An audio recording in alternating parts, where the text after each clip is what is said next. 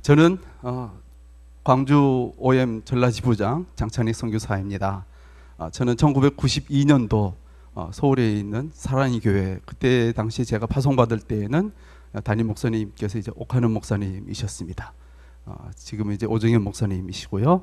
옥하는 목사님께서 저희가 이제 거기 교회에서 사역을 하고 있을 때 제가 선교사로 나가고 싶습니다. 어디에서 가고 싶으니 저 터키에 가서 사역을 하고 싶습니다. 잘 키워놨더니 선교사로 가니? 그렇게 말씀을 하시더라고요. 그래서 그래, 네가 간다고 하니까 보내줄게. 다른 사람이 간다고 하면 내가 못 보내겠다. 그래도 우리 교회에서 잘 자랐으니까 네가 갔으면 좋겠다. 그래서 이제 파송을 92년도에 파송을 받고 터키로 갔습니다. 그때부터 이제 선교 사역을 시작이 되어서 이제 올해로 23년째 선교사로 사역을 하고 있습니다. 조금 전에도 제가 이 자리에 서기 전에 이제 우리 담임 목사님이신 백주선 목사님 찾아뵀습니다. 목사님께서 반갑게 맞이해 주셔서 또 감사 말씀드리고 또 해외선교위원회에서도 초청해 주셔서 감사합니다. 담임 목사님께서도 이제 제게 하셨던 말씀 중에 하나가 우리 교회에서 정말로 모범적으로 성령 충만하게 잘 자란 형제나 자매들이 신학생이 되겠다고 하기보다는 오히려 선교지에 가서 헌신된 그리스도인으로 살겠다면 정말로 좋겠다. 그 형제, 그 자매, 그 집사님, 그 장로님 누가 되었든지 정말로 파송하고 싶다. 그런 말씀을 해 주셨습니다. 그래서 안에서도 잘하는 충실된 충성된 일꾼, 밖에 나가서도 충성되더라. 저도 그 말씀 들으면서 정말로 포도원 교회에서 특별히 선교 헌신 예배를 맞이하는 우리들 모든 성도, 우리 교회 공동체가 정말 하나님 끄레부터 부름받은 자, 교회 안에서부터 가정에서도 직장에서도 하나님의 사자로 하나님의 마음을 시원케 하는 자 파송될 지어다. 그분이 정말로 선교지에서도 애타는 어린 양들의 마음을 정말로 정결케 하시고 또 시원하게 해준, 그들이 알고 싶어하는 진리, 그 진리가 무엇인지를 가르쳐주는 그러한 21세기의 훌륭한 하나님의 인재들이 이 교회에서 나오기를 주님의 이름으로 축복합니다. 오늘 읽었던 본문 말씀을 같이 묵상하면서 예수님께서 진 의를 가지고 말씀하신 정말로 예수님 마음속에 담겨져 있는 그 말씀, 그 뜻, 그 사명, 정말 가슴 아프게 부르짖고 있는 그것이 무엇인지 이 시간의 말씀을 통해서 같이 은혜 받기를 소망합니다. 먼저 오늘 처음 10장 마태복음 10장 1절을 보시면은 다 같이 한 번 더 읽기를 원합니다. 다 같이 한번 읽어보겠습니다. 마태복음 10장 1절이요. 시작.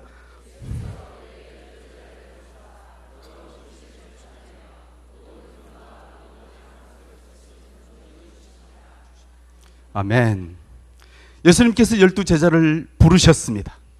부르신 이유가 그 앞에 장 9장에 보면 9장 35절 36절부터 쭉 나오게 됩니다. 마태복음 4장에서부터 예수님의 사역이 시작되었습니다. 예수님께서 처음 메시지를 전할 때의 메시지의 내용은 회개하라, 천국이 가까이 왔느니라, 엥기조 해 바실레아 두 데우라는 정말 유명하신 하나님의 말씀, 예수님께서 이 땅에 오셔서 우리에게 해주신 말씀이 딱 한마디로 첫 글자에 첫 문장으로 나오는 것이 회개하라, 천국이 가까이 왔느니라, 그 말씀이셨습니다. 그러시면 이후에 천국이 무엇인지 그것에 대해서 말씀을 쭉 해주시고 또 기적을 베푸시고 병 고치는 도 해주시고 또 여러 가지 사역들을 많이 보여주시다가 예수님께서는 사람들이 천국에 대해서 오해를 하기 시작하는 거예요. 그래서 예수님께서 사람들이 병 고침 받고 싶어가지고 예수님께 막 쫓아와서 고쳐주세요 하는데 예수님께서 4장 말미에 그냥 그들을 거절해버리고 산 위로 올라가서 산상수훈을 말씀하시면서 마태복음 5장 3절에 하신 말씀이 심령이 가난한 자는 복이 있나니 천국이 저희 것임이니라 라고 말씀을 하십니다. 천국이 무엇인지, 천국은 어떤 것인지, 천국은 누구에게 임하는 것인지를 산상수훈 8가지 복을 말씀하시면서 천국을 쭉 설명하시고 그 다음 5장, 6장, 7장을 산상수훈이라고 하죠. 그래서 천국이 무엇인가라는 걸 가르쳐 주시는 거였어요. 그리고 난 다음 8장, 9장에서 다시 진정한 천국의 의미가 무엇인지, 천국을 담고 있는 기적이 무엇인지를 가르쳐 주시다가 9장 끝부분에 많은 무리를 보니까 아직도 수많은 무리들이 천국이 무엇인지를 모르고 기진하여 죽게 되어가는 모습을 보고 있으셨습니다. 마태복음 4장부터 9장까지 오직 추수하고 계시는 분, 많은 영혼들을 하나님의 나라로 인도하고 계시는 분은 예수님 한 분뿐이셨어요. 그것에 비해서 너무나도 방황하고 유리하고 고생하여 진리가 뭔지 삶이 뭔지 정말 이것은 뭐고 저것은 뭔지를 모르는 채 천국이 어디에 있단 말이야, 여기 있어 저기 있어 혼동하며 수많은 사람들이 혼동하고 있을 때 그 많은 사람들을 애타하는 예수님께서 12 제자를 부르사 너희도 같이 추수밭에 가서 같이 추수하자. 12 제자를 불러 모아 말씀하셨습니다. 권능을 주시사 권세와 능력을 주시면서 제자들을 추수밭에 파송하신 것이었습니다. 뭐 하라고요? 추수밭에 가서 추수하라고요. 그래서 첫 번째 생각해보고 싶은 것은 예수님께서는 제자들을 추수밭에 파송하셨습니다. 우리 옆에 있는 청지자매들에게 같이 그렇게 하면 인사를 해보고 싶습니다. 추수밭에 가서 추수합시다.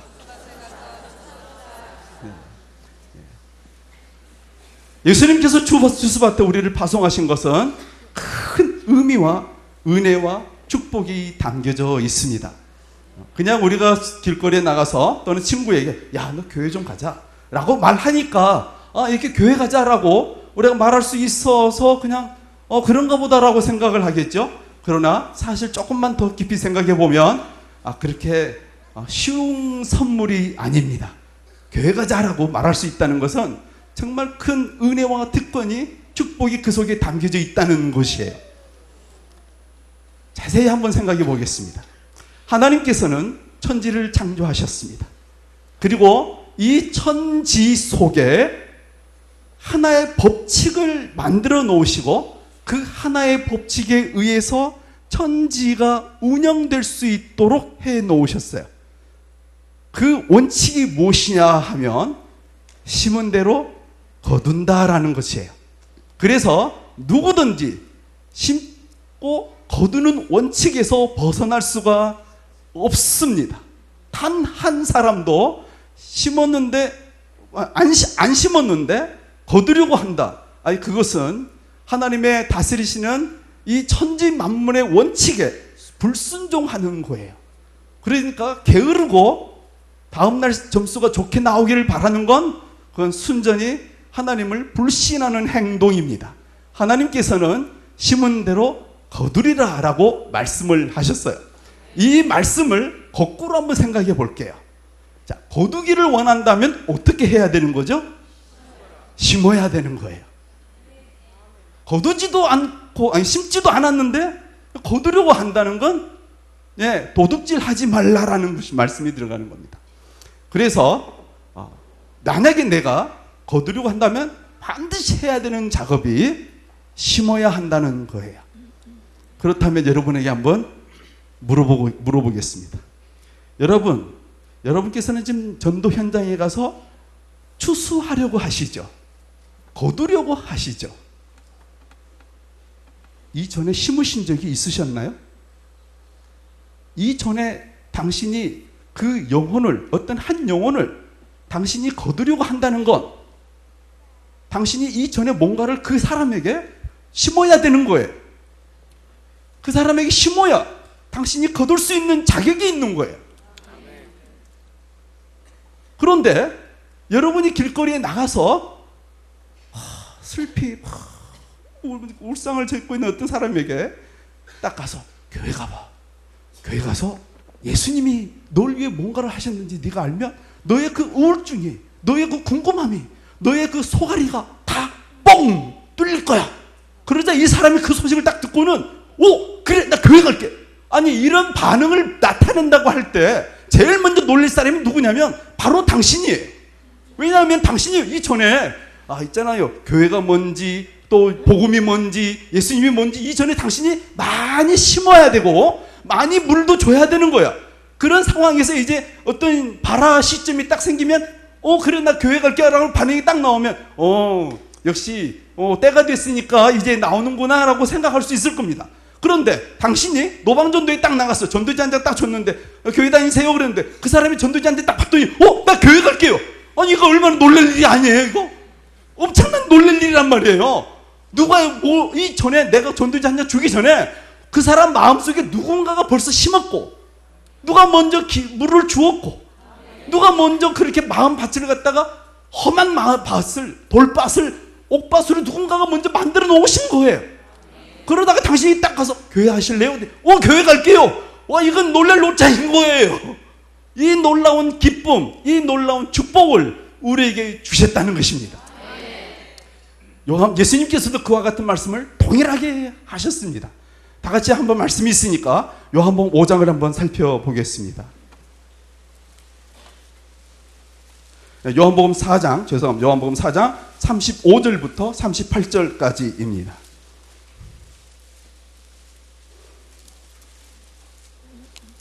요한복음 4장 35절부터 38절까지입니다. 다 같이 한번 읽어보겠습니다. 시작. 너희가 넉 달이 지나야 내가 너희에게 이르노니 눈을 들어 밭을 보라. 희어져 추수하게 되었도다. 거두는 자가 이미 싹도 받고 영생에 이르는 열매를 모으나니 거두는 자와 함께 즐거워하게 하려 함이니라. 한 사람이 심고 다른 사람이 거둔다 하는 말이 옳도다. 내가 너희로 노력지 아니한 것을 거두러 보내었노니 다른 사람들은 노력하였고 너희는 그들의 노력한 것에 참여하였느니라. 여기 37절에 다시 한번 보시면 그런즉 한 사람이 심고 다른 사람이 거둔다고 하는 말이 옳대요. 한 사람이 심었다. 심은 사람이 누구냐면 한 사람입니다. 한 사람이라는 것이 누가 심었다는 거예요? 예수 그리스도께서 심으셨다라고 말씀하고 있는 것입니다. 한 사람, 한 알의 미랄, 예수 그리스도 십자가, 그 예수님께서 나의 생명을 구원하시려고 자기 생명을 이 세상에 심으셨다는 거예요. 그렇다면 심은 자가 예수님이시라면 거두는 자가 거둘 수 있는 자격을 가진 자가 누구예요? 예수님밖에 없어요.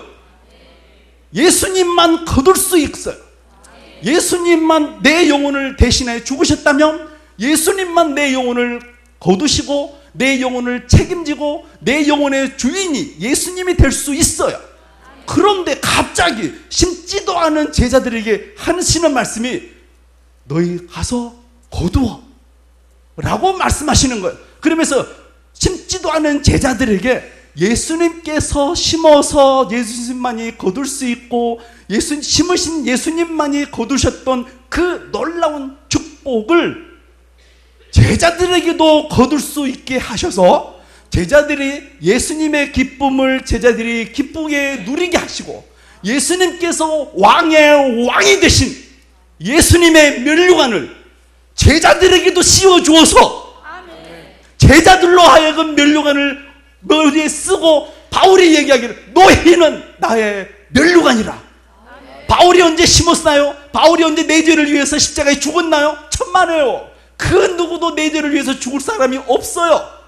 오직 예수 그리스도. 그만이 할 수 있는 것인데 그만이 왕관을 쓸 수 있는데 그 왕관을 우리에게 씌워주시면서 같이 거두자, 같이 면류관 쓰자, 같이 잔치하자, 같이 새하늘 새 땅에서 우리 같이 찬양하자라고 예수님께서 우리에게 그 귀한 축복을 주시는 거예요. 그로 인해서 우리가 세상에 나아가 전도하면 예수님이 역사하여 주심으로 우리가 그 예수님의 기쁨을 같이 누리게 하실 수 있는 거예요. 그래서 35절에 이렇게 말씀하시는 것입니다. 너희가 넉 달이 지나야 추수할 때가 이르겠다 하지 아니하느냐. 내가 너희에게 이르노니 눈을 들어 밭을 보라. 희어져 추수하게 되었다. 거두는 자가 이미 삭도 받고 얼마나 예수님의 마음이 급하셨으면 제자들에게 이미 받을 삭도 이미 줘버렸어. 그 제자들도 이미 추수밭에 가기도 전에 벌써 삭을 다 받아버린 거예요. 영생에 이르는 열매를 모으면 이는 뿌리는 자와 거두는 자가 함께 즐거워하게 함이니라. 이 놀라운 축복을 우리에게 주신 거예요. 마태복음 10장 1절에서 보시면은 예수님께서 12제자를 부르시더라 라고 되어 있어요. 그리고는 10장 2절에 가서 보시면 보냄받은 사도는 이러하니 라고 해서 사도라는 말이 나오면서 12명의 제자의 이름이 기록되어 있습니다. 사도라는 말은 제가 중학생한테 물어봤어요. 사도가 무슨 뜻이니? 그랬더니 스승사자 길도자. 그래서 길을 가르치는 스승님 이렇게 이야기를 하는 거예요. 그래서 그랬으면 좋겠지. 그런데 그런 뜻이 아닙니다. 보냄받을 사 무리도입니다. 보냄받은 무리들이라는 뜻이 사도라는 거예요. 그래서 요한복음 다음에 나오는 사도행전 그러면은 보냄받은 무리들, 예수님의 제자들을 두고 하시는 말씀이죠. 예수님의 제자들, 보냄받은 무리들이 다니면서 복음을 전한 행전입니다. 기록했던 것을 다 이렇게 기록해 놓은 책. 그래서 곧 우리들이 포도원교회 여러 형제 자매님 여러분들이 예수님의 복음을 받고 그 받았던 복음을 가지고 여러 곳에 다니시면서 복음 전하는 이 기록들이 곧 주님께서 우리에게 주신 축복이요, 은혜요, 감동이요, 면류관인 줄로 믿으시기 바랍니다. 그런 의미에서 오늘날 이 포도원 교회 이 놀라운 아름다운 성도들, 아름다운 예배당, 아름다운 모임, 이것이 곧 무엇이냐 하면 예수님께서 우리는 그 영혼 위해서, 저 영혼 위하여 나는 피 한 방울 흘린 적도 없어요. 나는 저 사람 위해서 나는 채찍에 맞은 적도 없어요. 나는 저 사람 위해서 욕을 한 번 먹은 적도 없고요. 저 사람이 나를 알지도 못해요. 나도 저 사람 몰라요. 나 저 사람 위해서 아무것도 하지 않았어요. 그런데 예수님께서 저 영혼에게 찾아가 저 영혼의 마음속에, 꿈속에 나타나 그 영혼을, 마음을 계속 갈아엎으셨다가 내가 딱 가더니 그냥 예수님께서 추수를 딱 하는 순간 우리 교회가 이렇게 부흥하는 것 아니겠습니까? 오늘날의 이 은혜, 이 축복, 앞으로 들어올 수많은 영혼의 축복 주님께서 부어주시는 것인 줄로 믿으시기 바랍니다. 성도들은 이렇게 제자들처럼 부름을 받고 예수님께서 천국의 말씀을 통해 제자들을 양육하셨던 것, 그리고 그 다음에는 사도라고 해서 보내시는 것처럼 그리스도인의 신앙생활은 이렇게 크게 3가지 3단계로 나누어져서 예수님께 훈련받고 칭찬을 받습니다. 첫 번째는 구원받는 길, 구원의 길입니다. 두 번째는 주님 앞에서 말씀으로 훈련받는 훈련의 길. 세 번째는 파송의 길. 오늘 우리가 읽었던 이 본문 말씀에서는 예수님께서 제자들을 세상으로 파송하시는 단계에 와 있는 거예요. 마찬가지로 저도 그랬습니다. 저도 처음에는 예수 그리스도를 만났던 때가 있었어요. 그리고 나서 두 번째로는 말씀으로 목사님 밑에서 열심히 훈련받는 훈련의 시기가 있었어요. 그리고 난 다음에는 저에게 다시 한번 세 번째 관문을 저에게 주시는 것이, 선교사로 터키에 가보지 않겠니? 싫어요. 왜 제가 저 말고 다른 사람 보내세요? 저 여기에서 목회하고 싶어요. 아니, 네가 가야 해. 그래서 다 물리치고 네, 주님 가겠습니다. 그래서 1992년도에 터키에 들어가게 되었습니다. 처음에 저도 터키에서 생활할 때는 많이 힘들었습니다. 어려웠지요. 20대 후반에 제가 터키에 들어가게 되었는데, 처음에는 이제 제가 들어가 있던 곳이 이제 OM 선교회였습니다. 그래서 이제 OM 선교회는 한국인 경우에는 영어도 잘해야 되고 현지어 터키어도 잘해야 하고요. 또 동시에 또 이제 한국인이니까 한국어도 잘해야 되겠죠. 그래서 최소한 기본적으로 OM 선교사로 허입이 되게 되면 이제 그때부터는 이제 첫 번째 싸움이 언어와의 전쟁이 시작됩니다. 저도 이제 영어도 해야 되고 터키어도 해야 되고, 그래서 이제 열심히 공부를 하는데 공부를 아무리 해도 잘 안 되는 거예요. 왜냐하면 영어도 해야 되고 터키어도 해야 되고 어느새 한국어 가나다라 글자는 안 쓴 지가 너무 오래되었고, 그래서 가나다라 왜 생겨도 가짜가 이렇게, 왜 기역자가 이렇게 생겼잖아요. 이렇게 가짜 이렇게 쓰잖아요. 왜 이렇게 쓰는 거지? 글자가 너무 희한 게, 오랜만에 6개월, 1년, 2년 만에 보니까 글자도 너무, 한국어 글자도 너무 이상한 거예요. 그 정도로 이제 한국으로부터는 낯선 사람이 되고 터키에서는 아주 친숙한 사람이 되어가던 시점 어느 날이었어요. 그렇지만 언어 배우는 건 역시 쉽지가 않았습니다. 그래서 저희 리더가 저에게 하시는 말씀이, 야, 너 그러면은 좀 고생스럽겠지만 네가 기숙사에 들어가서, 대학교 사설 기숙사에 들어가서, 그 기숙사에 들어가서 네가 터키어를 배웠으면 좋겠다. 예, 알겠습니다. 그래서 이제 리더의 말씀을 듣고 터키로 들어갔어요. 기숙사로 들어갔어요. 그럼 첫째 딸이 딱 들어가는데 뭐 잘 안 되니까, 말이 무슨 말인지 나도 뭐 듣어도 잘 모르겠고 말도 잘 모르겠고, 두 번째 딸 조금 잘하고요. 세 번째 딸 조금 더 낫고요. 네 번째 한 5개월 정도 되니까 이제 터키어가 제대로 들리고 제대로 말도 하고, 그래서 아침 저녁으로 성경책을 읽기 시작했어요. 제가 머물렀던 이 방 안에는 2층 침대 4개, 그래서 8명이 함께 그 방에 이제 머물러 있었습니다. 어느 날 이제 제가 아침에 성경책을 큐티를 쭉 하고 이렇군 하고 이제 책 덮고 이제 어느 학교 갔다가 저녁에 돌아왔어요. 저녁에도 이제 이 책을, 성경책, 터키어로 된 성경책을 쭉 읽고 있었습니다. 한 친구가 저에게 다가왔어요. 야, 너 성경책을 읽고 있는 거 보니까 너 아무래도 그리스도인 것 같아. 너 그리스도인 맞지? 제 머릿속에서 갑자기 생각이 뿅 지나가는 거예요. 응? 라고, 나 그리스도인이야 라고 말을 할까? 아니면 혹시 위험해질까? 지는 건 아닌가? 아니라고 할까? 그리고 망설이고 있는데 갑자기 제 머릿속에서 탁 스쳐 지나가는 하나님의 말씀이 있었어요. 만약 내가 나를 부인하면 나도 너를 부인하리라. 그렇지. 맞아. 역시 하나님도 어김없이 심은 대로 거두셔. 내가 이렇게 하니까, 하나님 너무 이럴 땐 너무 공의로우신 하나님, 너무 무서운 하나님. 그렇지만 또 그 공의 그 자체가 하나님의 사랑인 줄로 믿습니다. 그래서 제가, 그렇지. 저 확실하죠. 제가 그리스도인이야. 나 그리스도인이야. 너 좋지? 너 그런 줄 알았어. 너 아침 저녁으로 니까 읽는 거 책에 가만히 보니까 너 인질, 너 성경책이더라. 신약성경. 그래서, 야, 그런데 있잖아. 어떻게 그리스도인이 되어가지고 이해도 안 되는, 이성적으로 아무리 생각을 해봐도 맞지도 않는 것을 믿을 수 있니? 그게 뭔데?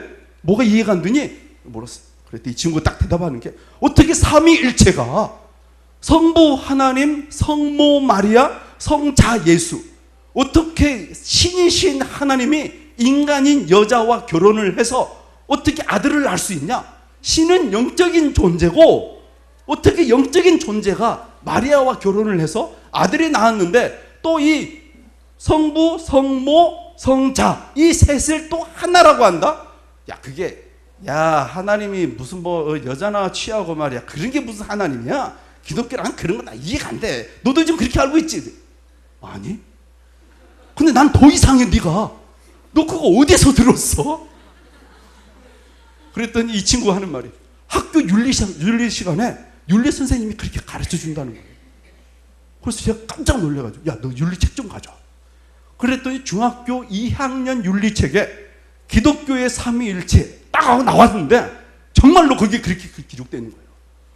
그래서 제가 완전 뒤집어졌어요. 아니, 이렇게도 가르칠 수 있구나. 왜곡되게. 사단의 영이 혼미케 한다더니 진리를 거짓말로, 참말을 거짓말로 가르친다고 하더니 정말 이래서부터 시작해서 이제 기독교인 그러면 다 기독교인들은 비이성적인 인간, 이상하고 세뇌당해가지고 부모님으로부터 세뇌당해서 그렇게 된 거구나, 이렇게 알고서 다 싫어한다는 거예요. 그래서 하나님 이거 어떻게 할까요? 제가 오늘 저에게 한 판 해요? 말아요? 그랬더니 너 모처럼 6개월 동안 그동안에 언어하느라고 애썼는데 한번 해보는 게 어떻겠니? 그런 말씀을 이렇게 딱 편안한 말씀을 주시는 거예요. 그래서 좋다. 한번 감사합니다. 한번 해보겠습니다. 딱 이제 야 그러면 나도 너한테 한번 물어보자. 알라가 사랑이라는 걸 너는 어떻게 아니? 알라가 살아계시지. 살아계신 알라는 너를 사랑하시지. 그래서 너를 사랑하기 때문에 뭔가 액션을 취했을 거 아니야. 그런데 너는 알라가 너를 사랑한다는 건 넌 어떻게 알지?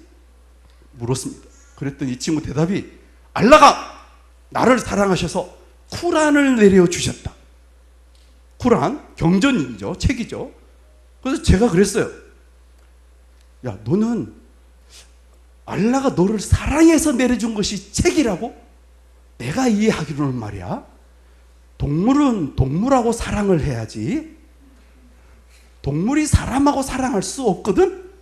사람은 사람하고 사랑할 수 있지. 사람이 책하고 사랑할 수는 없거든? 알라가 너를 사랑해서 네가 책하고 충분히 교제가 될 수 있다고 생각해서 내려준 것이 책이란 말이야. 그러면 알라는 너를 사람으로 보는 게 아니라 책으로 알고 있네. 야, 너 그게 말이 되는 거니? 내가 믿는 기독교에서는 하나님은 전지전능하시고 무소부재하시는 만큼 그 놀라우신 분이 나를 사랑하사 나와 같은 사람으로 오시어 그 사람으로 오신 그 예수가 나와 사랑하시려고 나와 똑같은 오감을 가지시고 마음을 가지시고 동시에 하나님의 마음을 그대로 전달하시려고 신성을 가지사 100% 신성이시자 100% 인간인 참 인간이시 그 외 나를 사랑하시기 때문에 내가 오감을 가지고 내가 뭐 때문에 속상해하는지 상대방도 사람이어야 사람이 사람하고 사랑할 수 있는 거 아니겠어? 그래서 하나님이 나를 사랑하사 나를 위하여 내 마음의 모든 걸 아시려고 사람으로 오셨단다. 만약에 내가 확신하기로는 내가 만약에 지렁이었다고 한다면 하나님께서는 나를 사랑하사 나에게 사랑한다고 하시면서 보내주신 것이 아마 지렁이였을걸? 왜냐하면 내가 지렁이였다면 내가 사람이기 때문에 하나님께서는 나를 사랑하사 사람으로 오셨단다. 너는 책이니 사람이니?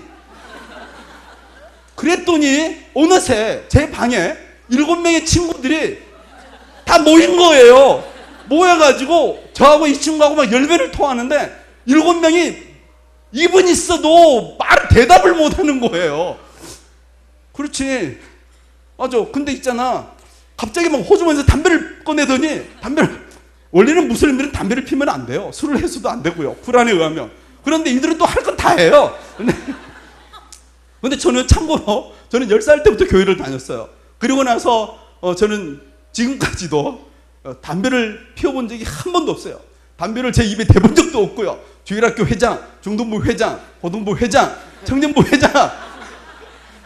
대학 시절에도 저는 여름방학이 딱 시작되면 저 혼자서 배낭 딱 메고 성경책 한 권 딱 들고 기도원에 갔어요. 일주일 동안 기도원에 가서 구약 창세기 1장부터 계시록까지 일주일 동안 여름방학 시작하자마자 기도원 가서 일주일간 성경책 읽고 겨울방학 시작하면 그걸 4년을 했어요. 저는 그러니까 오직 하나님 아니면 죽겠다 이거예요. 그러면서 또 이제 생활 속에 내려가면 열심히 청소하고요. 밥도 할 줄 알고요. 설거지도 할 줄 알고요. 그래서 이제 요리도 좀 배우기도 하고요. 제 나이 때. 그때 당시에도. 왜? 섬기는 종. 예수님 본받았잖아요. 제자훈련이 뭐겠어요? 그런 것이 다 제자훈련이죠. 그렇죠, 형제님? 이게 형제님들 계시죠? 요리할 줄 아는 게 섬김의 종의 첫 번째예요. 그렇습니다. 그렇게 섬기는 모습을 훈련을 받아왔어요. 그렇기 때문에 저는 담배라는 건 저는 제일 싫어하는 것 중에 하나입니다. 그런데 7명의 친구들이 담배를 다 꺼내 제 면상에 대고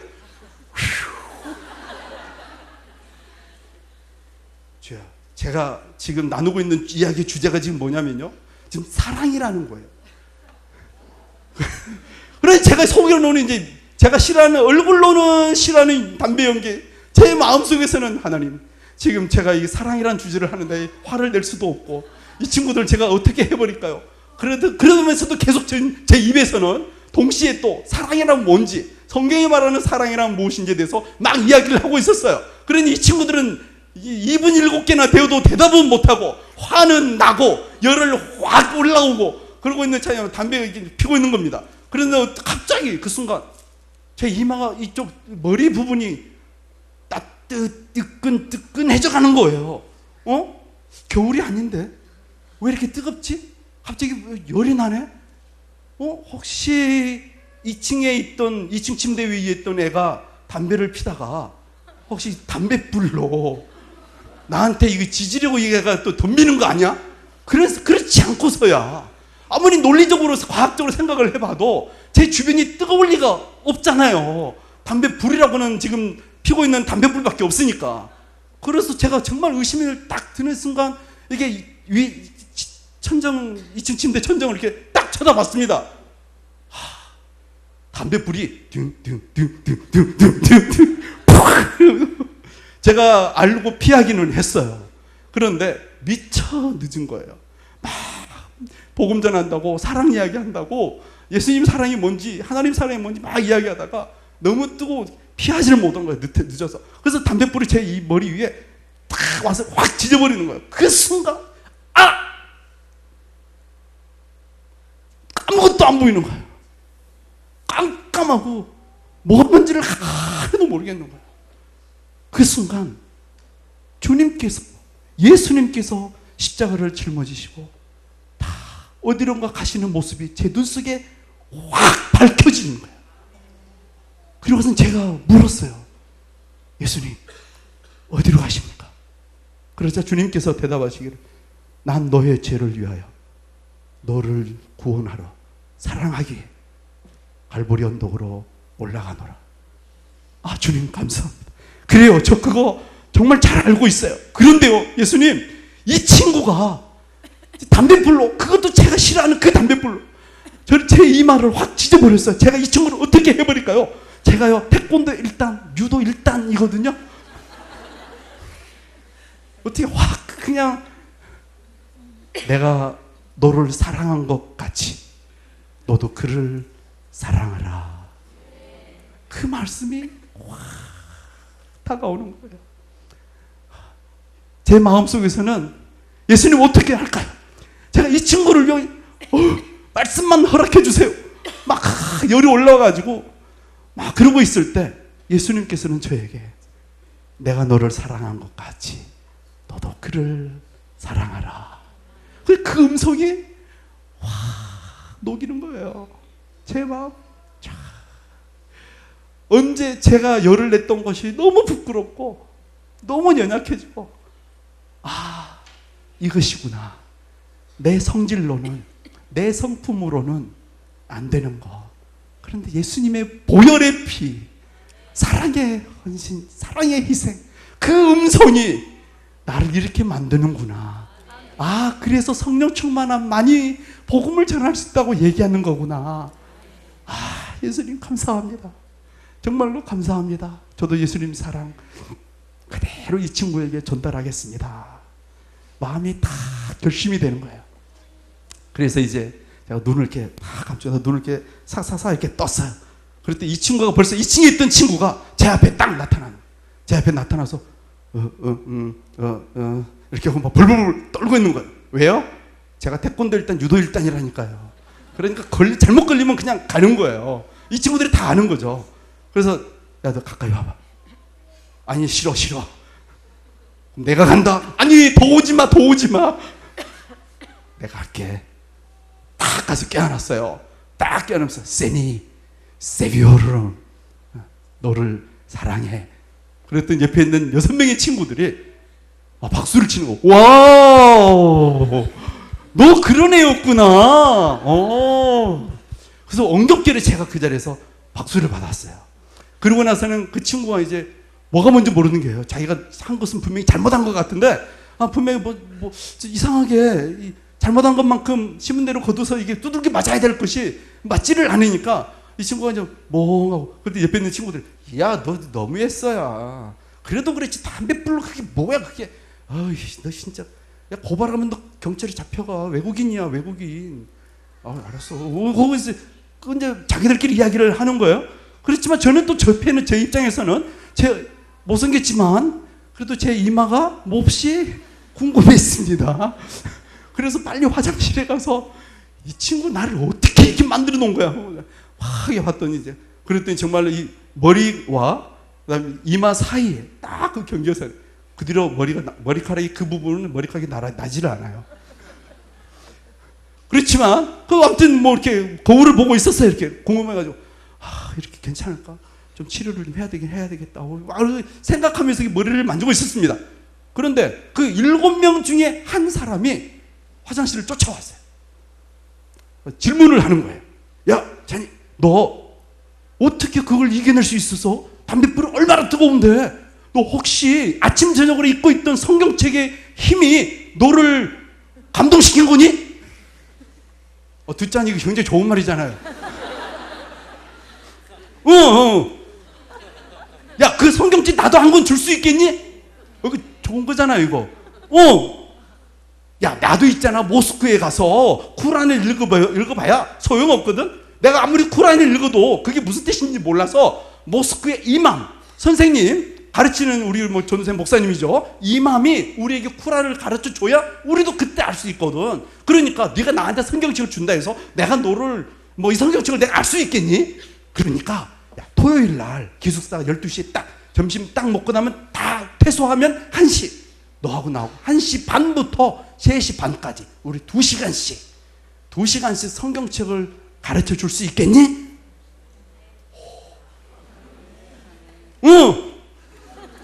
저는 그냥 대답한 것이라고는 들을 수 않는가 하고 대답하고 밖에는 없었어요. 그런데 흐름이 그렇게 가는 거예요. 그래서 알았어. 나도 이제 아침 저녁으로 이렇게 성경책 읽으면 너와 같은 사람이 되는 거야. 글쎄 그런 건지는 모르겠다만은 어쨌든 네가 말씀을 공부하겠다니까. 그리고 나서 그 친구는 갔어요. 그리고 난 다음에 저는 하나님께 Praise the Lord, 라벨 위잘티리스, 하나님 당신을 찬양합니다. 이 시간 하나님께 영광의 박수 한번 드리겠습니다. 네.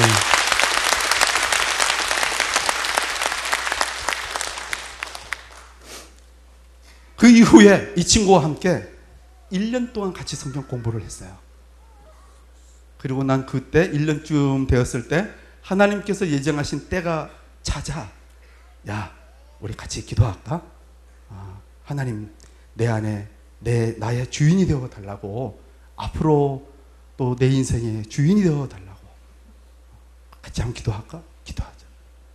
사랑의 하나님, 주님께서 십자가에서 죽으신 보혈의 피가 나의 죄를 씻으신 줄로 믿습니다.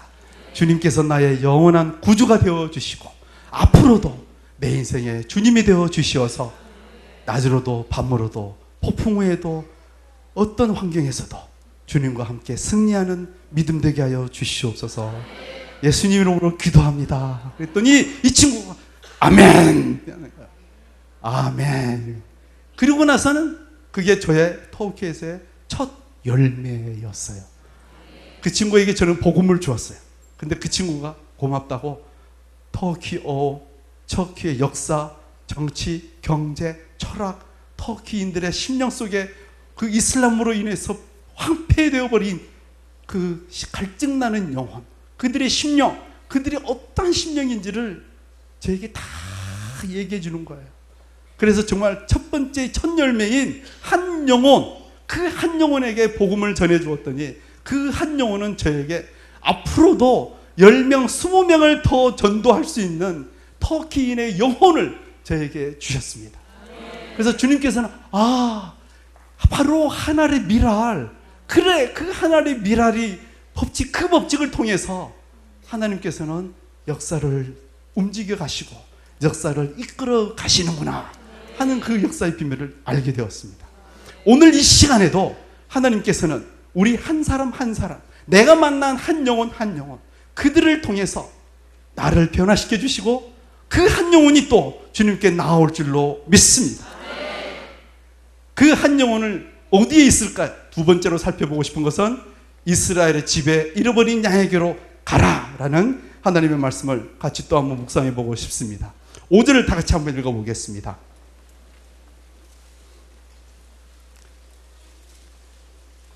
5절, 6절 초반부까지요. 다 같이 읽어보겠습니다. 시작.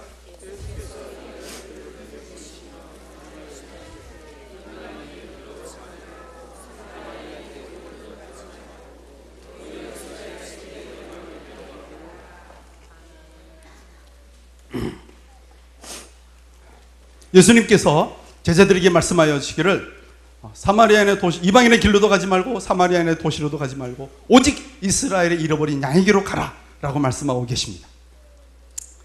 예수님께서는 제자들을 처음 파송하시는 장면이기 때문에 여기에서는 어쩌면 이스라엘의 잃어버린 이스라엘 집으로만 가라 라고 지리적인 시각에서 볼 때에는 우리가 그렇게 생각할 수 있습니다. 어쩌면 그 시각도 맞는 것 같습니다. 처음 마태복음 10장에서는 예수님께서 제자들을 파송하시는 장면이기 때문에, 그러나 나중에 예수님께서 승천하시기 전 제자들에게 하시는 말씀이 뭐였냐면 사도행전 1장 8절 말씀에서 나오는 것처럼 너 오직 성령이 너에게 임하시면 너희가 권능을 받고 예루살렘과 거꾸로 말씀하시는 거예요. 예루살렘과 온 유대와 사마리아와 땅 끝까지 이르러 내 증인이 되리라 하시니라, 이렇게 말씀이 기록되어 있습니다.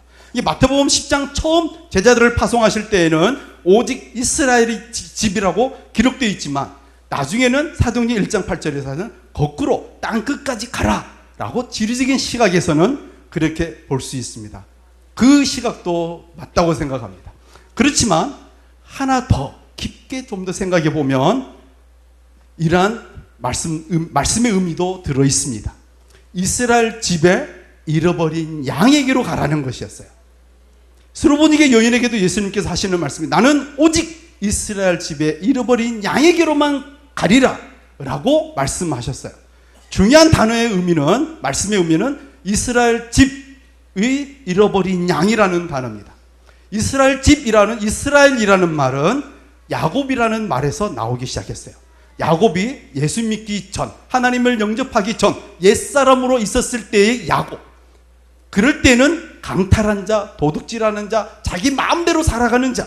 그런데 그가 하나님으로부터 환도뼈를 맞고 정말 하나님이 누구이신 줄을 아는 자가 되었을 때, 그래서 하나님의 사람이 되었을 때, 그때 그는 이스라엘이라는 이름을 가지게 됩니다.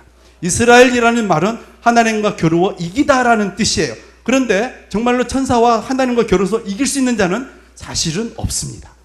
그래서 그 하나님과 겨루어 이겼다라는 그 말씀의 진 의미는, 이스라엘이라는 말 진 의미는 하나님께서 다스리신다라는 뜻입니다.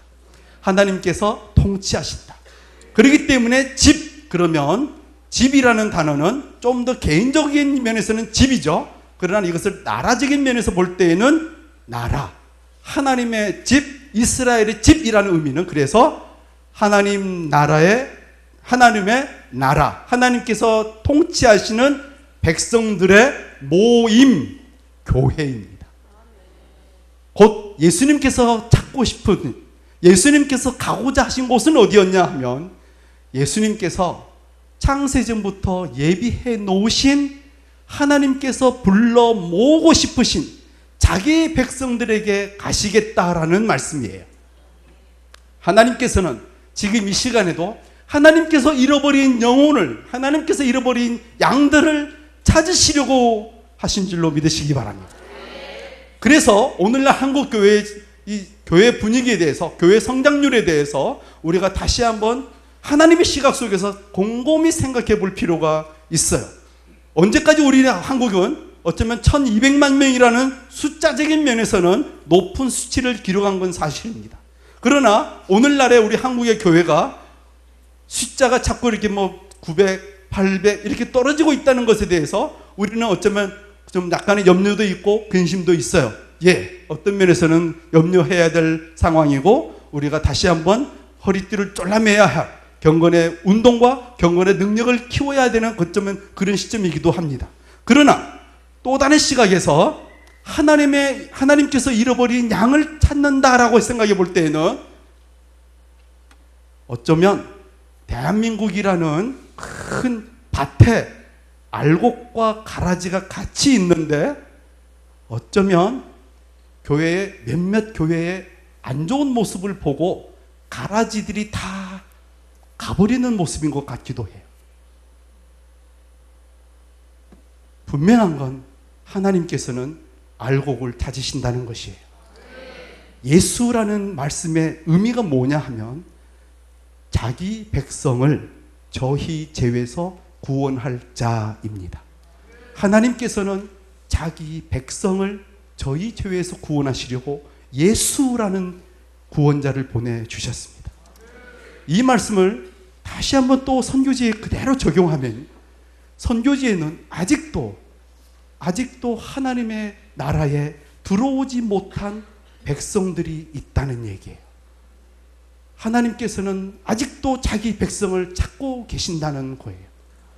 한국교회에서는 저는 더욱더 원하는 것은 하나님의 성령의 불이 우리 교회에, 우리 대한민국에 더 뜨겁게 임하여서 가라지들은 좀 나갔으면 좋겠어요.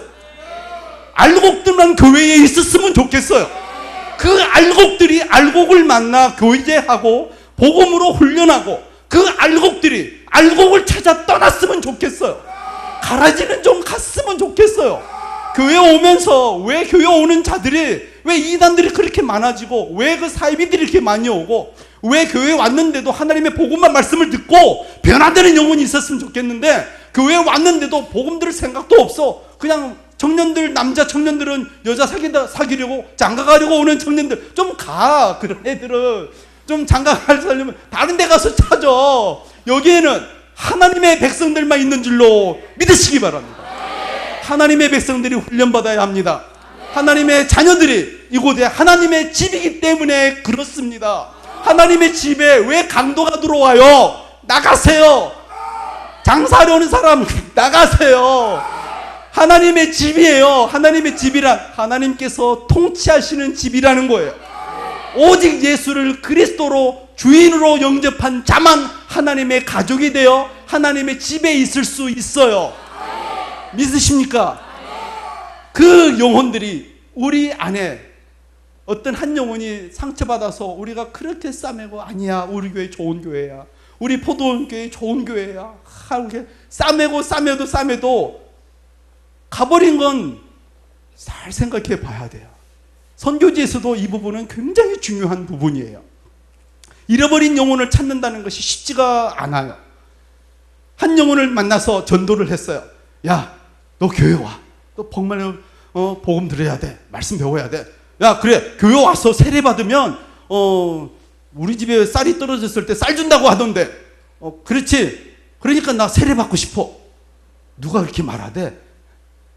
아니, 교회 오면 뭐 서로 사랑한다 하면서 쌀 준다고 하던데. 그러니까 교회 왔어. 나 빨리 세례 줘. 그런 세례는 없어. 너 교회 올래? 복음 들어. 복음 들으라고 교회 오라는 거야. 그런데 차비가 없대. 그래서 제가 차비를 줬어요. 그랬더니 다음 주에 또 늦었어요. 너 왜 늦었어? 담배 피니라고. 담배값이 어디 있었는데? 네가 준 차비. 안 되겠다. 넌 내가 차비를 줘도 담배값으로 바꿔서 또 담배 피니까 안 되겠고, 또 뭐 쌀을 줘도 내가 쌀을 사다가 쌀을 줬는데 쌀을 팔아다가 또 담배 피고, 너 도대체 뭐야?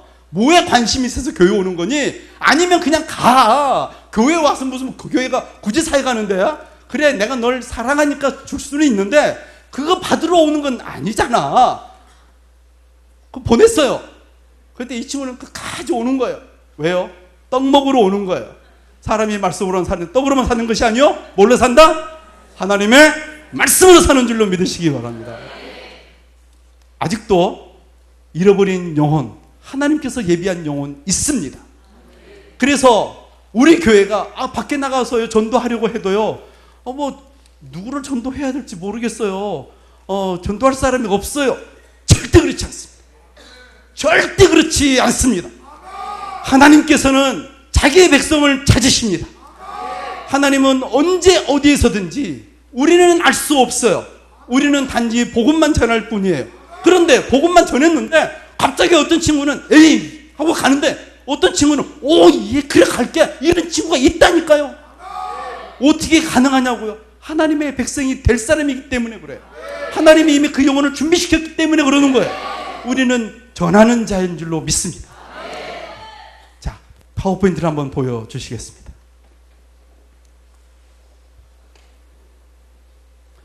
파워포인트를 한번 보시면, 네, 그 다음요.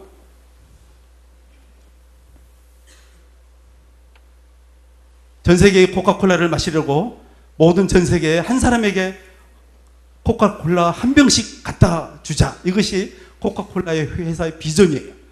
모든 사람들의 손에 콜라캔을 쥐어주자. 그래서 이들이 하는 행동은, 그 다음 사막에도 저 트럭을 가지고 콜라를 전하러 갑니다. 그 다음 밀림 지역에서도 교통수단이 없으면 코끼리에 태워서라도 콜라를 갖다 주려고 합니다. 밀린 또 미얀마 추수밭에도 길도 제대로 없는데 마차에 저 꼬마가 마시고 있는 음료수가 콜라입니다. 이것을 선전하고 있어요. 콜라를 팔기 위해서요. 전 세계에 명목상의 그리스도인, 거듭난 그리스도인, 교회를 다니는 그리스도인의 숫자가, 눌러주세요. 33%, 22억 1천만 명입니다. 그 다음 복음을 들었지만 무반응한 자, 거절한 자 40%의 26억 3천만 명입니다. 그 다음 단 한 번도 복음을 들어보지 못한 자들이 27%, 18억 6천만 명입니다. 단 한 번도 복음을 들어보지 못한 사람이 18억 6천만 명. 그 다음 보여주세요. 네. 1974년도에 2만 4천 종족이 있었어요. 근데 1989년도에 11,000 종족으로 줄어들었습니다.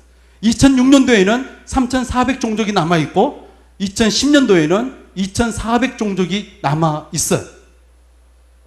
불과 이와 같은 역사가 이루어진 것은 200년 사이, 300년 사이입니다. 불과 이 300년 만에 복음의 전도는 이렇게 빨리 확장되고 있어요. 그 다음 보여주세요. 이 비행기는 어떤 비행기냐 하면 콩코드 비행기라는 거예요. 2050년, 2060년이 되면은 런던에서 도쿄까지 오고 가는 비행기 시간이 2시간짜리 비행기가 나올 거래요. 2060년이 되면 2시간 만에 오고 가는 비행기가 생긴다는 거예요. 광주에서 아프리카 콩고까지 가는데 2시간 내지 3시간이면 간다는 거예요. 저기까지. 그러니까 지금 나이가 죄송합니다만 60세 이상 되시는 분들은 이 비행기를 타지 못할 수도 있어요.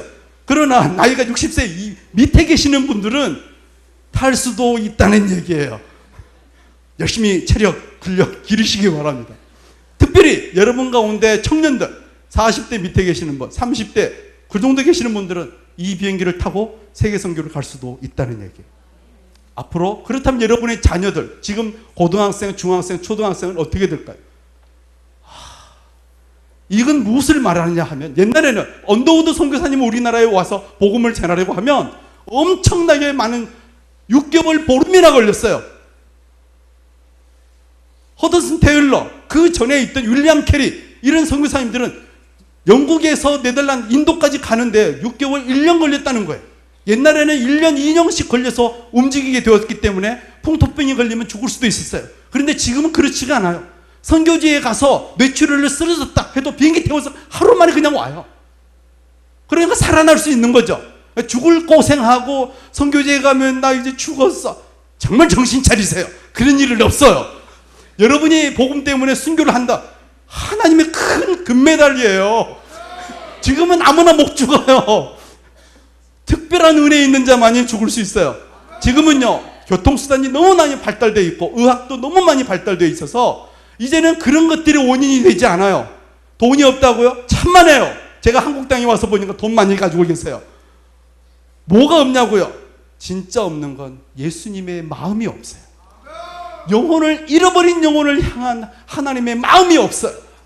우리가 이 땅에서 먹고 마시고 즐기고 큰 집 가지는 것이 뭐가 그렇게 중요해요? 새하늘 새 땅에 가서 그거 가지고 갈 수 있나요? 못 가져가잖아요. 우리가 가져갈 수 있는 게 뭔지 아세요? 주님께서 쓰신 면류관, 예수님의 머리 위에 있는 면류관, 그 면류관 내 머리 위에 써 주셨어요. 내 머리 위에 있는 쓰여진 예수님의 면류관, 그거 가지고 가는 거예요. 그 면류관 우리에게 가득 넘치기를, 우리 교회에 잔뜩 넘치기를 주님의 이름으로 축복합니다. 세 번째로, 천국 복음만을 전하기를 소망합니다. 잃어버린 양에게 우리가 무엇을 줘야 되나요? 쌀도 줘야죠. 필요하면 교통비도 줄 수 있죠. 구제사역도 해야 되죠. 그러나 여러분, 아빠가, 엄마가 자녀를 사랑한다고 해서 맛있는 케이크 하나 사가지고 딱 오면 케이크를 좋아해야 되나요? 케이크 속에 담겨져 있는 부모님의 사랑을 알아먹어야 하나요? 부모님의 사랑을 알아먹어야 하는 것이 철들었다라고 하는 거예요. 마찬가지입니다. 우리가 어떤 내 자녀를 위해서 기도합니다. 직장을 위해 기도합니다. 그렇습니다. 주님께서 응답해 주실 줄로, 케이크를 주실 줄로 믿습니다. 그렇지만 언제까지 애기짓 하실 거예요? 케이크 속에 들어있는 하나님의 사랑을 발견하는 여러분이 되기를 주님의 이름으로 축복합니다. 그래서 예수님께서 우리에게도 제자들을 파송하시면서 하시는 말씀이 7절, 8절, 9절, 10절 이 말씀을 우리에게 하시는 거예요. 7절 한번 보시겠습니다. 자, 시작.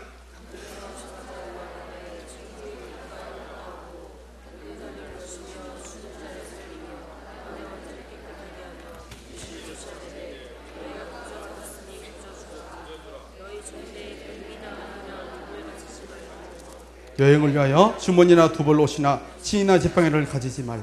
이는 일꾼이 먹을 것 받는 것이 마땅함이니라. 먼저 전국 복음을 가면서 전파하여 말하되 천국이 가까웠다 하고, 병든 자를 고치며 죽은 자를 살리며 문둥이를 깨끗하게 하며 귀신을 쫓아내라 라고 말씀하시는 거예요. 자요, 여기서 잘 보세요. 무엇이 케이크이고 무엇이 케이크 속에 담겨져 있는 하나님의 마음인지 우리가 정확하게 알아야 돼요. 우리가 그냥 이 단어만 그냥 문맥상 그렇게만, 케이크 그 자체만, 말씀 그 자체만 보면 우리는 정말로 오해할 수 있는 단기 선교를 갔다 올 수 있어요.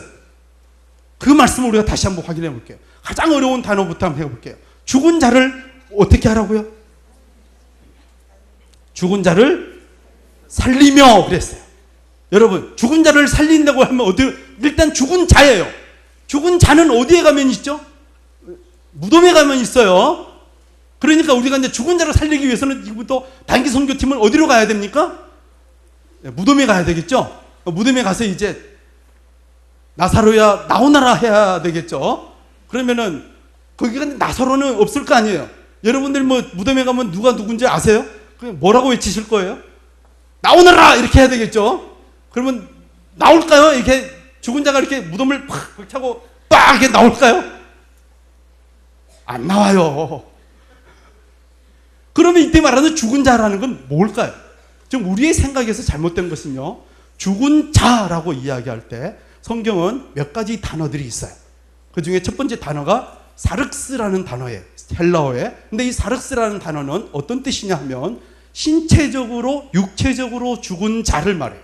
생명을 다해서 이제 자연 수명이 다 되어서 죽은 자 할 때, 그때의 신체적으로 죽었다라 할 때는 사륵스라는 헬라어를 쓰고 있어요. 그런데 오늘 본문에는 이 사륵스라는 단어가 쓰여 있지 않아요. 다나투스라는 단어가 쓰여 있어요. 그것은 어떤 죽음을 말하냐면 영적인 죽음을 말하고 있어요. 자, 다 같이 말씀을 한번 찾아보겠습니다. 요한복음 5장 25절을 한번 보시겠습니다.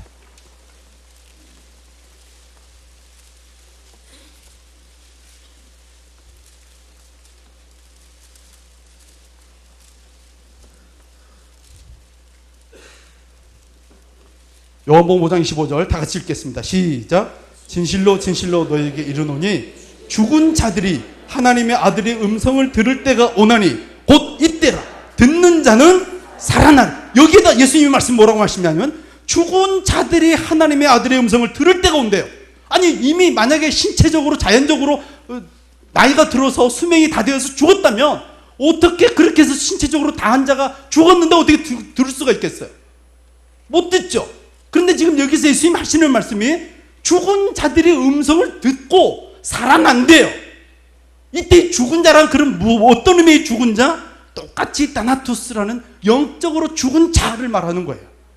그렇게 그러면 영적으로 죽었다라는 건 무슨 뜻이냐? 예수님께서 이렇게도 요한복음 15장 7절에 이렇게 말씀하셨어요. 나는 포도나무요 너희는 가지니 너희가 내 안에 거하고 내 말이 너희 안에 거하면 너희가 무엇인지 원하는 대로 구하라. 그리하면 맺으리라.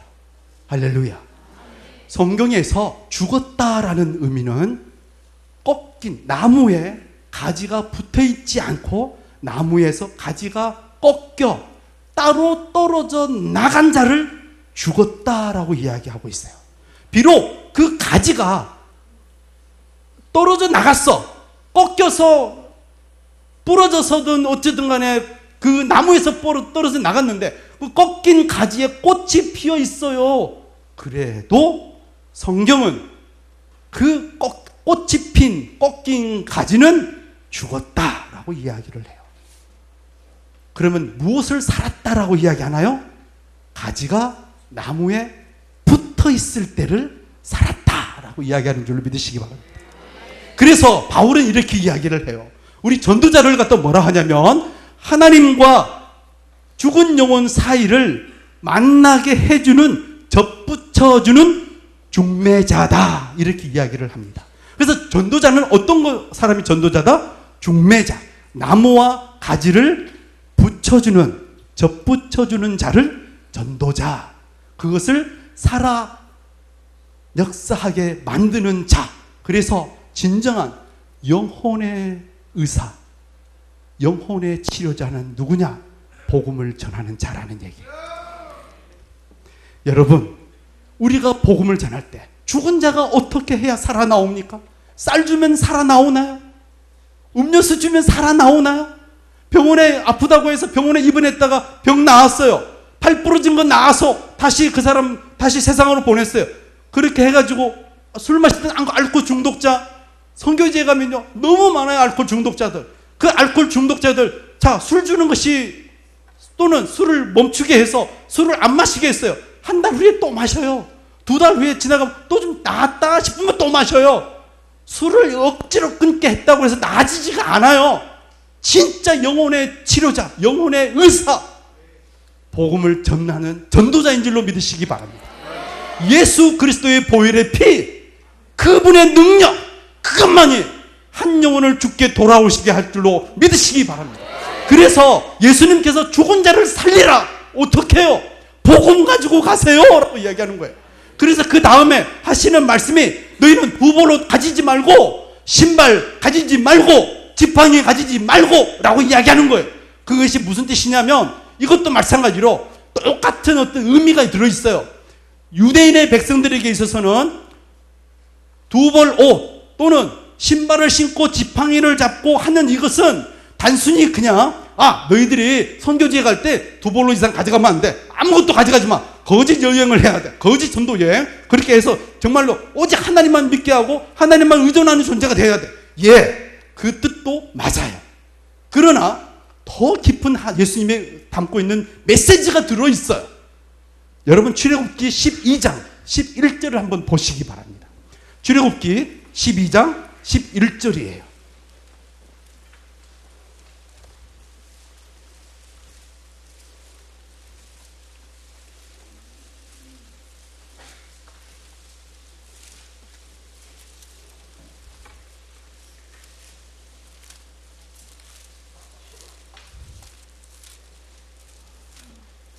출애굽기 12장 11절 다 같이 읽겠습니다. 시작. 너희는 그것을 이렇게 먹을지니 허리에 띠를 띠고 발에 신을 신고 손에 지팡이를 잡고 급히 먹으라. 이것이 여호와의 유월절이니라. 그러니까 유월절 행사, 유월절이 뭔지를 가르쳐 주게 하시려고 하나님께서 이스라엘 백성들에게 가르쳐 준 교육 방식이 이 예식이었다는 거예요. 유월절을 먹을 때, 유월절이 뭡니까? 유월절이란 어린 양 예수 그리스도의 피를 문설주에 바르고 그 문설주에 바른다는 것, 내가 들어가나 나오나 내 인생의 출입을 주장하시는 분은 오직 예수 그리스도 하나님 어린 양이신 줄로 믿습니다.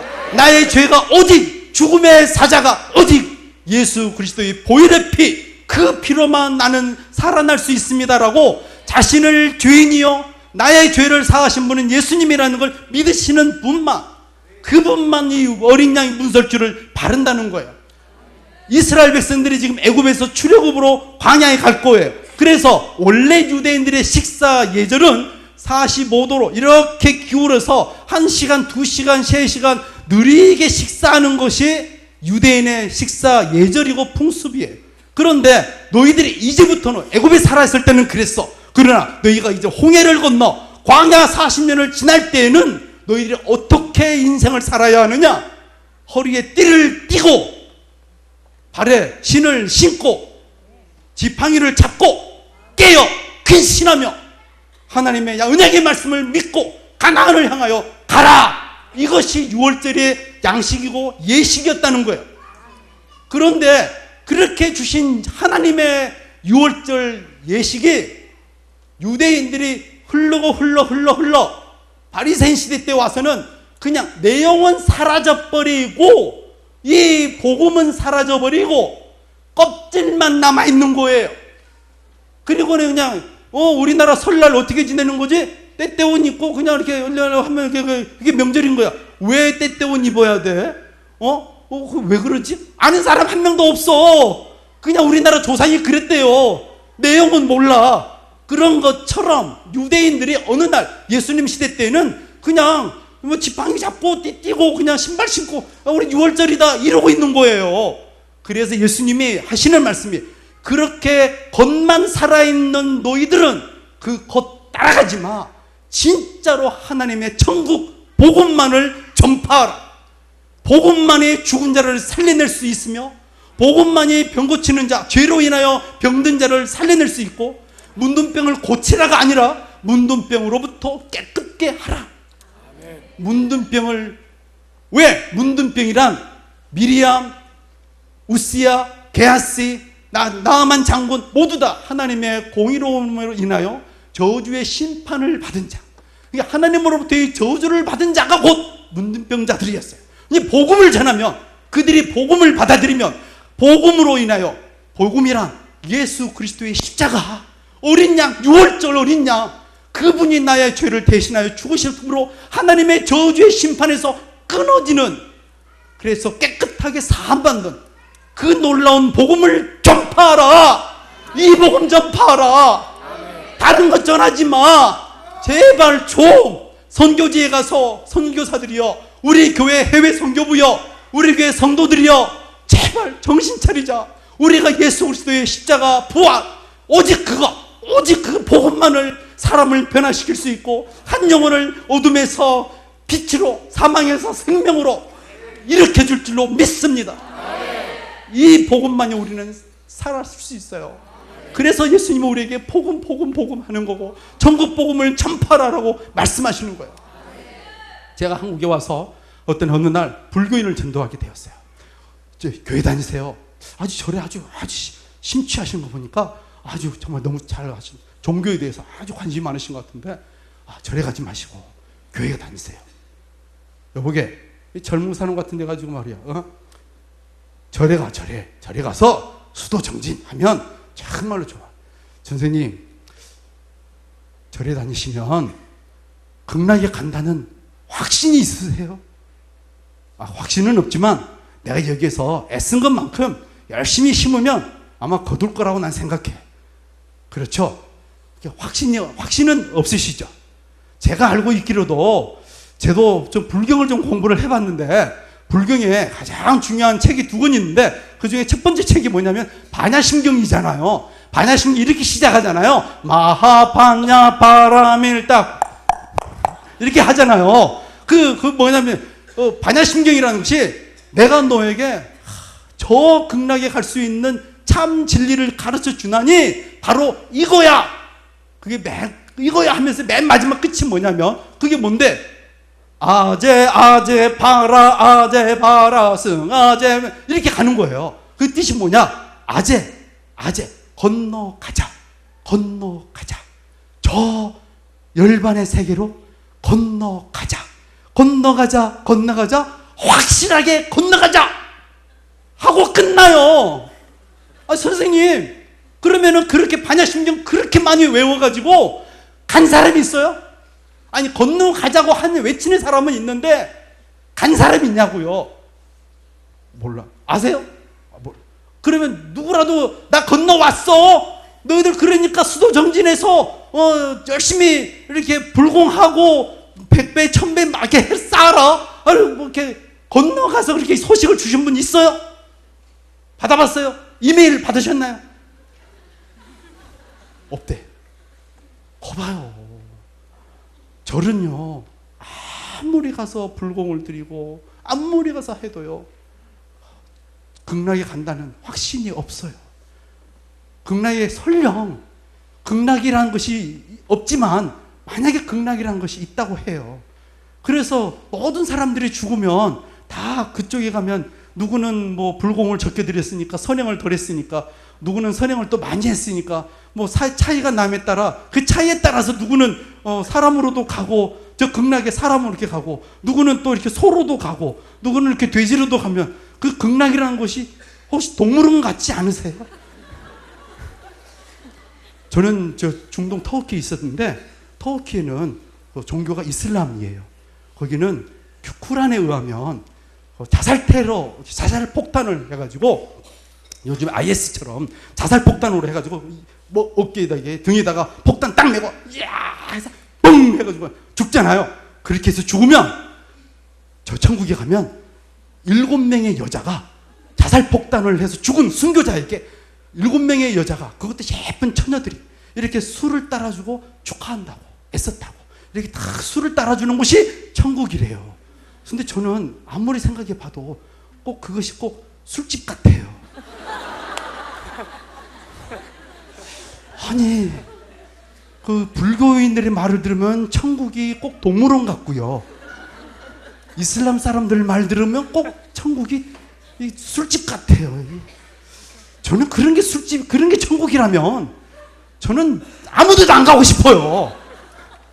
그런데 성경에서 말하는 천국은요, 하나님, 나를 창조하신 하나님과 나와 함께 잔치를 베푼대요.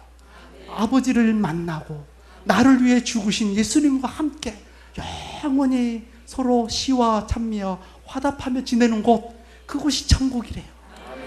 동물원에 가실래요? 술집 가실래요? 아니면 시와 찬미가 열리는, 잔치가 벌어지는 아버지를 만나는 천국에 가실래요? 선생님, 우리 교회 가요. 교회 가면 잔치가 벌어져요. 하나님 기뻐하실 거예요. 우리의 마음이 시원해질 거예요. 하나님 기다리고 계세요. 동물원은 여기 과천에 가면 있으니까 그걸로 가시는 게 좋을 것 같아요. 저를 막 쳐다보는 젊은 친구, 책 좀 본 것 같아. 아니, 성경이 그렇게 말을 해서 교회 다니는 분들이면 다 같은 얘기 하실 거예요.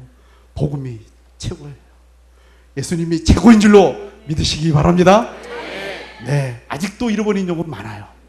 아직도 천국이 뭔지를 모르는 분 많아요. 자기들이 기껏 생각한다는 천국이란 동물원밖에 생각을 못해요. 자기들이 생각한다고 하는 것이 술집밖에는 생각을 못하는 게 이 사람들의 생각이에요. 그런 자들에게 천국의 복음, 예수 그리스도의 복음, 그리스도의 부활, 오직 살아 생명수를 주는 하나님의 그 뜨거운 사랑, 그 모르는 자에게 우리 전하기를 소망합니다. 그러한 포도원 교회 되어 하나님께 마음을 시원케 하는 여러분 교회 되기를 주님의 이름으로 축복합니다. 축복합니다. 축복합니다. 같이 기도하겠습니다.